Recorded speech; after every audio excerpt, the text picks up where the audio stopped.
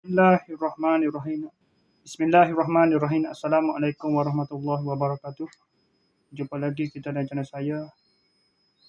Masih yang sama juga, iaitu apa 2 Ogos 2026 Masihi bersama dengan 18 Safar 1447 Hijriah. Sekarang ni pukul 5.50 minit 2 minit kemudian lepas pada buat video video review ni lah, video pan minyak ni. Seperti biasa, video dari report kita untuk hari ni lah. Ada tadi lepas pada buat video dari report tu malam baru saya keluar tak. Malam baru saya pergi kedai Fikri lepas isyak tak. Tak ada program apa-apa masjid tak. Hari Sabtu tak ada apa lah, Sabtu lepas baru ada kuliah maghrib. Lepas tu disuruh dah. Lepas tu lepas isyak baru saya pergi keluar, pergi minum malam seperti biasa lah. Pukul 12.30 baru saya 12.30 tak tahu apa 12.16 minit pagi baru saya balik. Lepas tu saya tidur dalam pukul, balik rumah tu tidur dalam pukul berapa ni? Agak ni pukul 2 pagi kot. 2 pagi apa kat pukul 3 lah, 2.50 pagi. Bangun pada pukul 6.50 minit pagi. Bangun terus mandi, sembahyang subuh, makan sarapan. Lepas tu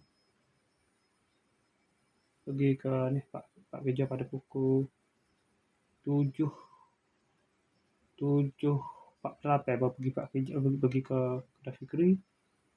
Order air apa semua, makan. Lepas bayar tu terus pergi pak kerja lah. Kerja hari ni nya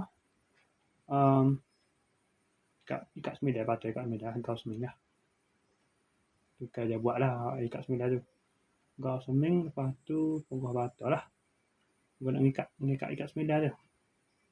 Lepas tu 6 berpasir dah. Olah 6 berpasir. Dengan 6 tu kan bau tiba-tiba hujan main dengan mengajuk. Gau lebak. Dah pukul 2 berapa? 2.30 dia hujan.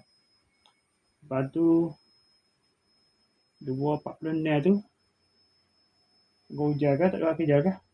Balik 2.46 tu balik ke rumah. Sampai dah nak pukul 3 sampai rumah sini. 2.46 dia. Sampai sini ada pukul 3 petang. Sekejap. Pukul 3 balik rumah pukul 3. Lepas tu saya relax tu, tak ada main asal lagi, tak ada main dah lagi, duduk relax kejap tu.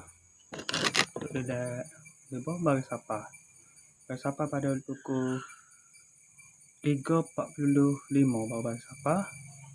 3.50 baru saya sembahyang asar. Lepas tu sembahyang asar tu duduk main edit video. Lepas tu saya tidur.